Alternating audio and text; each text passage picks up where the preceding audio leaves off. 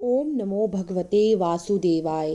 स्वागत है आप सभी का हमारे चैनल पर। आज है बृहस्पतिवार और आज के दिन बृहस्पतिवार का व्रत करने से, कथा सुनने से सभी प्रकार की मनोकामनाएं पूर्ण होती हैं। अगर व्रत नहीं रख सकते तो भी कथा अवश्य सुननी चाहिए, क्योंकि कथा सुनने मात्र से ही भगवान बृहस्पति देव की कृपा से धन धान्य सुख सौभाग्य में वृद्धि होती है। तो कथा तो अवश्य सुननी चाहिए। और आज की वीडियो में हम आपको बृहस्पतिवार व्रत की कथा सुनाएंगे। अगर कथा पसंद आती है, लाइक करके शेयर करिए। इसके साथ ही सभी प्रकार की व्रत कथाएं सुनने के लिए इस चैनल को सब्सक्राइब कर लीजिए। तो सुनते हैं बृहस्पति देव की कथा। प्राचीन समय की बात है। भारत में एक राजा राज्य करता था। वो बड़ा प्रतापी और दानी था। वह नित्य प्रति मंदिर में भगवत दर्शन करने जाता था। भगवान और ब्राह्मण गुरु की सेवा किया करता था। उसके द्वार से कोई भी याचक निराश होकर नहीं लौटता था। प्रत्येक गुरुवार को व्रत रखता, पूजन करता था, हर दिन गरीबों की सहायता करता था। परंतु ये सब बातें उसकी रानी को अच्छी नहीं लगती थी। वह न व्रत करती, न किसी को एक पैसा दान में देने देती। राजा से भी ऐसा करने को मना किया करती। एक समय की बात है, राजा शिकार खेलने वन को चले गए।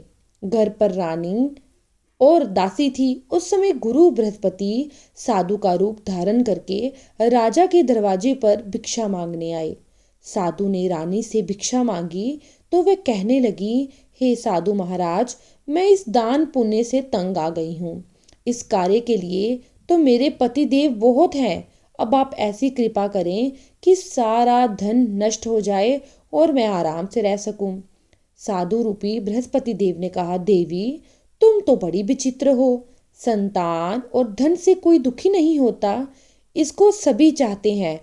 पापी भी पुत्र और धन की इच्छा करता है।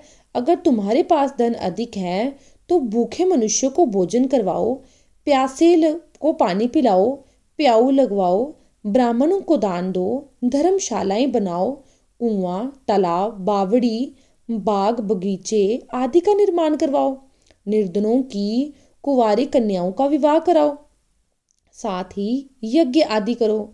इस प्रकार के कर्मों से आपके कुल का और आपका नाम परलोक में सार्थक होगा एवं स्वर्ग की प्राप्ति होगी। परंतु रानी साधु के इन बातों से खुश नहीं हुई।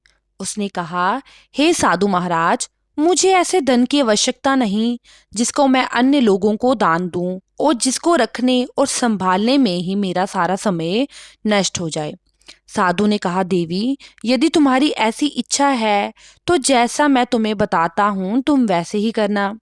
बृहस्पतिवार के दिन घर को गोबर से लीपना, अपने केशों को पीली मिट्टी से धोना, केशों को धोते समय स्नान करना, राजा से कहना वह हजामत करवाए, भोजन में मांस मदिरा खाना, कपड़ा धोबी के यहाँ धुलने डालना।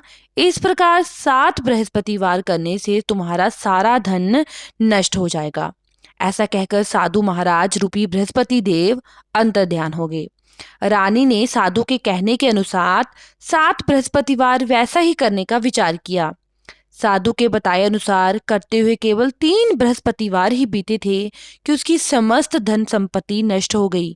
भोजन के लिए दोनों समय परिवार तरसने लगा, संसारिक भोगों से दुखी रहने लगा। तब वह राजा रानी से कहने लगा, हे रानी, तुम यहाँ पर देश में जाता हूँ, क्योंकि यहाँ पर मुझे सभी मनुष्य जानते हैं, इसलिए मैं यहाँ पर कोई भी ऐसा कार्य नहीं कर सकता। ऐसा कहकर राजा परदेश चला गया। वह जंगल से लकड़ी काट कर लाता और शहर में बेचता। इस तरह जीवन व्यतीत करने लगा। इधर राजा के बिना रानी और दासी दुखी रहने लगी। किसी दिन भोजन मिलता और किसी दिन जल पीकर ही रह जाती। एक समय रानी और दासियों को 7 दिन बिना भोजन के व्यतीत हो गए। तो रानी ने अपनी दासी से कहा, दासी, यहाँ पास के नगर में मेरी बहन रहती है। वह बहुत धनवान है। तू उसके पास जा और वहां से 5 सेर भोजन मांग कर ले आ, जिससे कुछ समय के लिए हमारा समय निकल जाए। दासी रानी की बहन के पास गई। रानी की बहन उस समय पूजा कर रही थी। उस दिन बृहस्पतिवार का दिन था। दासी ने रानी की बहन से कहा, रानी जी, मुझे आपकी बहन ने भेजा है और मुझे कुछ खाना दे दो। दासी ने ये बात अनेक बार कही, परंतु रानी की बहन ने कोई उत्तर नहीं दिया, क्योंकि उस समय वे बृहस्पतिवार की कथा सुन रही थी। जब दासी को रानी की बहन से कोई उत्तर नहीं मिला, तो वो बहुत दुखी हुई और उसे क्रोध भी आया। वो लौटकर रानी से बोली, रानी, आपकी बहन तो बहुत ही धनी स्त्री है, छोटे लोगों से तो बात भी नहीं करती। मैंने उससे कहा कि मुझे खाना दे दो, तो उसने मुझे उत्तर भी नहीं दिया। मैं वापस आई। रानी बोली, दासी, इसमें उसका कोई दोष नहीं।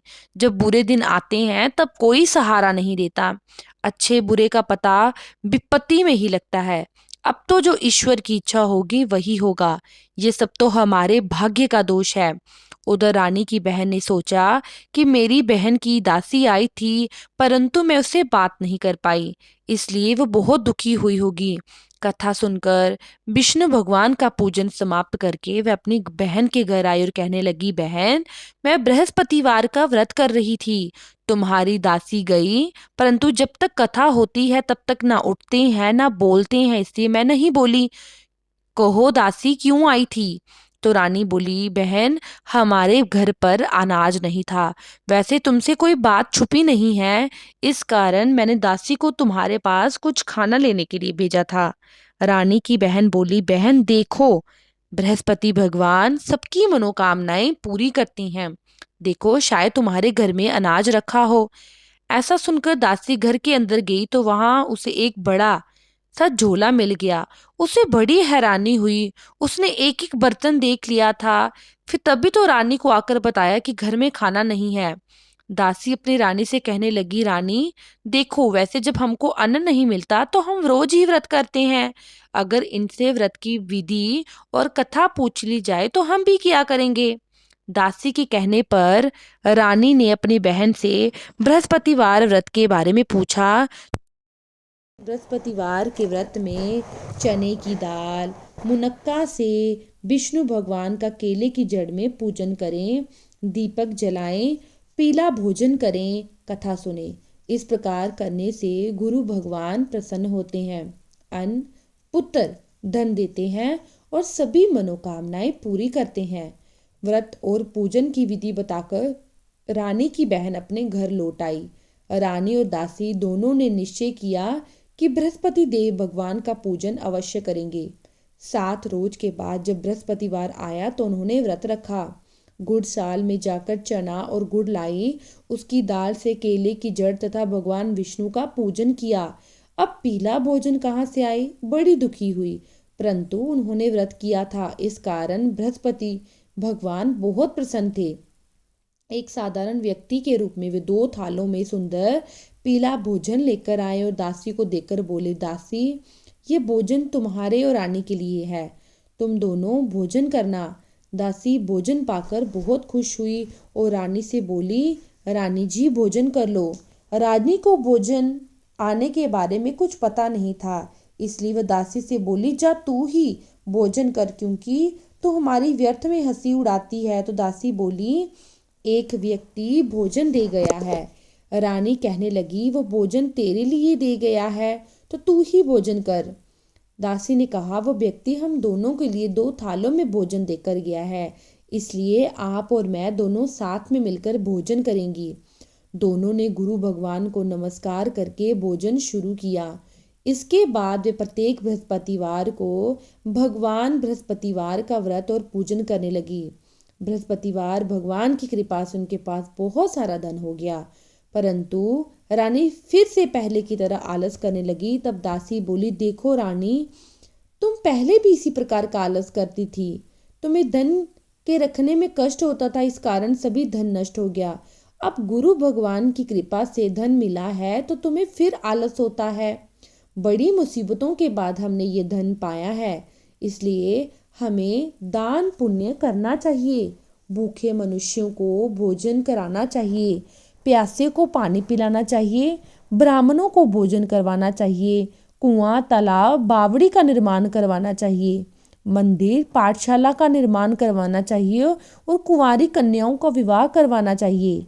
धन को शुभ कार्य में खर्च करो, जिससे तुम्हारे कुल का यश बढ़े और स्वर्ग प्राप्त हो तथा पितृ प्रसन्न हो। दासी की बात मानकर रानी इसी प्रकार के कर्म करने शुरू कर दिए। उसका काफी यश फैलने लगा। एक दिन रानी और दासी आपस में विचार करने लगे कि ना जाने राजा की क्या दशा होगी। उनकी कोई खोज खबर नहीं है।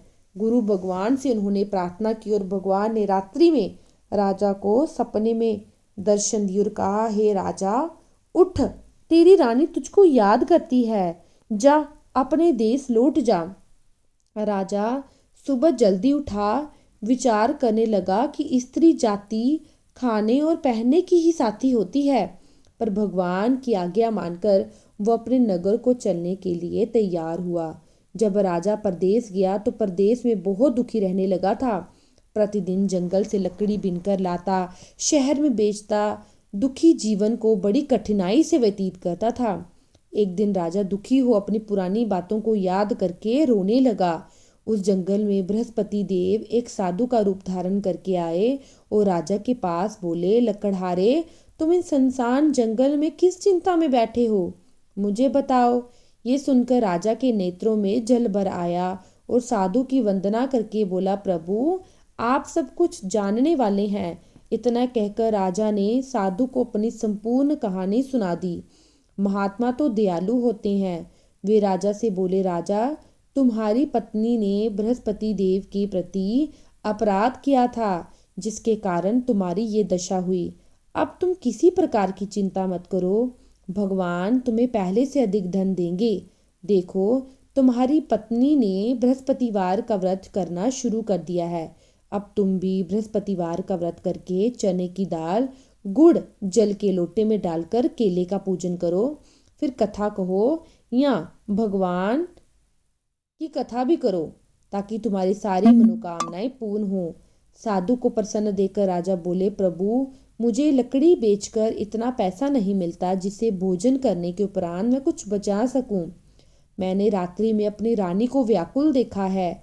मेरे पास कोई साधन नहीं जिससे मैं उनका समाचार जान सकूं। मुझे ये भी मालूम नहीं कि वो क्या कर रही होगी। फिर मैं बृहस्पति देव की क्या कहानी कहूँ। तब साधु ने कहा, राजा, तुम किसी बात की चिंता ना करो। बृहस्पतिवार के दिन रोज की तरह लकड़ियां लेकर शहर जाओ तो तुम्हें रोज से दुगना धन मिलेगा, जिससे तुम भली भांति भोजन कर लोगे और बृहस्पति देव का पूजन भी कर लोगे और बृहस्पतिवार की कहानी भी कर लोगे। अब बृहस्पतिवार की कहानी जो राजा ने सुनी वो इस प्रकार है। प्राचीन काल में एक बहुत ही निर्धन ब्राह्मण था। उसकी कोई संतान नहीं थी। वह नित्य पूजा पाठ करता। उसकी स्त्री बड़ी मलिनता के साथ रहती, ना स्नान करती, ना भगवान की पूजा करती, न सुबह जल्दी उठती, बल्कि अपने पति से पहले ही भोजन कर लेती, बाद में कोई काम करती। ब्राह्मण देवता बहुत दुखी रहते, पत्नी को बहुत समझाते, परंतु कोई परिणाम नहीं निकलता। भगवान की कृपा से ब्राह्मण की स्त्री के घर कन्या उत्पन्न हुई। वो कन्या अपने पिता के घर बड़ी होने लगी। वो बालिका सुबह जल्दी स्नान करके भगवान विष्णु का जप करती, बृहस्पतिवार का व्रत भी करती, पूजा पाठ समाप्त करके स्कूल जाती और मुट्ठी में जौ भर के ले जाती और पाठशाला के मार्ग में डालती जाती। वही जो स्वर्ण हो जाते और लौटते समय उनको बिनकर घर ले आती। एक दिन वह बालिका सूप में उन सोने के जौ को फटक कर साफ कर रही थी। तभी उसकी माँ ने देख लिया और कहा, बेटी, सोने की जौ फटकने के लिए सोने का सूप भी होना चाहिए। दूसरे दिन गुरुवार था। कन्या ने व्रत रखा और बृहस्पति देव से प्रार्थना की कि प्रभु, यदि मैंने आपकी सच्चे मन से पूजा की है तो मुझे सोने का सूप दे दो। बृहस्पति देव ने उसकी प्रार्थना स्वीकार की। रोजाना की तरह कन्या फैलाती हुई जो मार्ग में स्कूल गई। स्कूल से लौट के वापस आई तो बृहस्पति देव की कृपा से उसे सोने का सूप मिला। वापस घर ले आई, उसमें जो साफ करने लगी, परंतु उसकी माँ का फिर भी वही ढंग रहा। एक दिन की बात है, वह कन्या सोने के सूप में जो साफ कर रही थी। उसी समय नगर का राजकुमार वहां से होकर निकला। कन्या के कार्य को देखकर उस पर मोहित हो गया और राजमहल में आकर भोजन जल त्याग करके बोला कि मुझे उसी राजकुमारी से विवाह करना है। राजकुमार द्वारा अन्न जल त्यागने का समाचार जब राजा को ज्ञात हुआ तो मंत्रियों के साथ अपने पुत्र के पास गए और बोले, बेटा, तुम्हें किस बात का कष्ट है? किसने तुम्हारा अपमान किया है? क्या बात है? तुम मुझे बताओ, मैं वही करूंगा जिससे तुम्हें प्रसन्नता होगी। तो राजकुमार ने अपने पिता को सारी बात सुनाई और राजा ने जब ये बात सुनी तो वो बोला, कोई बात नहीं, अगर तुम उस लड़की के साथ विवाह करना चाहते हो जो सोने के सूप में जौ साफ कर रही थी, तो तुम्हारा विवाह उसी के साथ होगा। और उसने मंत्री से कहा कि जाओ, जाकर तुम उस कन्या का पता लगाओ, मैं उसी के साथ अपने बेटे का विवाह करूंगा। राजकुमार ने राजा के उस लड़की के घर का पता बताया। फिर मंत्री उस लड़की के घर गया और राजा का आदेश ब्राह्मण को बताया। कुछ ही दिन के बाद ब्राह्मण की कन्या के विवाह राजकुमार के साथ संपन्न हो गया। कन्या के घर से जाते ही ब्राह्मण देवता के घर में पहले की भांति गरीबी छा गई। अब भोजन के लिए अन्न बड़ी मुश्किल से मिलता। एक दिन दुखी होकर ब्राह्मण देवता अपनी पुत्री से मिलने गए। बेटी ने पिता की दुखी अवस्था को देखा और अपनी माँ का समाचार पूछा तो ब्राह्मण ने सारा हाल बताया। कन्या ने उनको बहुत से धन देकर अपने पिता को विदा किया। इस तरह ब्राह्मण का कुछ समय बहुत ही खुश सुखपूर्वक व्यतीत हो गया। लेकिन कुछ दिन के बाद फिर वही हाल हो गया। ब्राह्मण फिर से अपनी कन्या के पास आया और अपना वही हाल बताया। तो पुत्री बोली, पिताजी, आप माताजी को यहाँ लाओ, मैं उनको विधि बता दूंगी ताकि उनकी गरीबी दूर हो जाए। ब्राह्मण देवता अपनी स्त्री को लेकर राजमहल पहुंचा, अपनी पुत्री के पास पहुंचा और पुत्री ने अपनी माँ को समझाने लगी कि माँ, तुम जल्दी उठकर प्रथम स्नान करके भगवान विष्णु का पूजन करो, तभी तुम्हारी दरिद्रता दूर होगी। परंतु उसकी माँ ने उसकी एक बात नहीं मानो। वह प्रातःकाल उठकर अपनी पुत्री का बचा जूठन खा लेती। एक दिन उसकी पुत्री को बहुत गुस्सा आया। उसने रात को कोठरी से सारा सामान निकाल दिया और अपनी माँ को उसमें बंद कर दिया। प्रातःकाल से उसे निकाला और स्नान आदि करा के पूजा पाठ करवाया तो उसकी माँ की बुद्धि ठीक हो गई। इसके बाद वह रोज पूजा पाठ करती। प्रत्येक बृहस्पतिवार को व्रत रखती। व्रत के प्रभाव से उसकी माँ कुछ ही समय में बहुत धनवान हो गई और स्वर्ग को गई। वह ब्राह्मण भी सुखपूर्वक इस लोक का सुख भोगकर स्वर्ग को प्राप्त कर गया। इस तरह कहानी कहकर साधु देवता वहां से अंतर्ध्यान हो गए। धीरे धीरे समय व्यतीत हुआ। बृहस्पतिवार का दिन आया। राजा जंगल से लकड़ी काटकर शहर बेचने गया तो उसे उस दिन ज्यादा धन प्राप्त हुआ। राजा ने चना गुड़ आदि लेकर बृहस्पतिवार का व्रत किया। उस दिन से उसके सारे कलेश दूर हो गए। परंतु जब अगला गुरुवार आया तो वो बृहस्पतिवार का व्रत करना भूल गया। इस कारण बृहस्पति देव उससे नाराज हो गए। उस दिन उस नगर के राजा ने विशाल यज्ञ का आयोजन किया और अपने समस्त राज्य में घोषणा करवा दी कि कोई भी मनुष्य अपने घर में भोजन ना बनाए, आग ना जलाए। समस्त जनता मेरे यहाँ भोजन करे। जो मेरी आज्ञा को नहीं मानेगा उसको फांसी दी जाएगी। राजा की आज्ञा अनुसार राज्य के सभी वासी राजा के भोजन में सम्मिलित हुए। लेकिन लकड़हारा कुछ देर से पहुंचा, इसलिए राजा उसको अपने साथ महल ले गया। जब राजा लकड़हारे को भोजन करा रहे थे तो रानी की दृष्टि उस खूंटी पर पड़ी जिस पर उसका हार लटका हुआ था। उसे हार खूंटी पर लटका दिखाई नहीं दिया। रानी को निश्चय हो गया कि इस लकड़हारे ने ही उसका हार चुराया है। उसने सैनिक को बुलावा भेजकर उसे जेल में बंद करवा दिया। अब लकड़हारा जेल खाने में गया तो बहुत दुखी होकर विचार करने लगा कि कौन से पूर्व जन्म के ऐसे कर्म किए थे कि मुझे इतना दुख भोगने को मिल रहा है। उसने साधु की बातों को याद किया जो उसे जंगल में मिले थे। उसी समय तत्काल बृहस्पति देव साधु के रूप में प्रकट हुए और उसकी दशा देखकर कहने लगे, मूर्ख, तूने बृहस्पति देवता की कथा नहीं की, इसी कारण तुझे दुख प्राप्त हो रहा है। चिंता मत कर, बृहस्पतिवार के दिन जेल खाने की दरवाजे पर 4 पैसे पड़े मिलेंगे। तू उससे बृहस्पति देव की पूजा कर, तेरे सारे कष्ट दूर हो जाएंगे। अगले बृहस्पतिवार उसे जेल के द्वार पर 4 पैसे मिले। राजा ने पूजा का सामान मंगवाया, कथा कही, प्रसाद बांटा। उसी रात्रि को बृहस्पति देव ने उस नगर के राजा को स्वप्न में कहा कि राजा, तूने जिस आदमी को जेल खाने में बंद किया है वो निर्दोष है, वह राजा है, उसे छोड़ देना। रानी का हार उसी खूंटी पर लटका हुआ है। अगर तू ऐसा नहीं करेगा तो तेरे राज्य को मैं नष्ट कर दूंगा। राजा सुबह जल्दी उठा, उसने देखा खूंटी पर हाथ टंगा हुआ है। उसने लकड़हारे को बुलाकर क्षमा मांगी और राजा के योग्य सुंदर वस्त्र आभूषण भेंट करके उसको विदा किया। गुरुदेव की आज्ञा के अनुसार राजा अपने नगर को चल गया। जैसे वह नगर के निकट पहुंचा तो उसे बड़ा आश्चर्य हुआ। उस नगर में पहले से अधिक तालाब, कुएं, बहुत सी धर्मशालाएं बनाई गई थी। राजा ने पूछा, ये किसकी धर्मशाला और बाग है? तब नगर के लोग कहने लगे कि यह सब रानी और दासी ने बनवाए हैं। तो राजा को आश्चर्य हुआ और गुस्सा भी आया।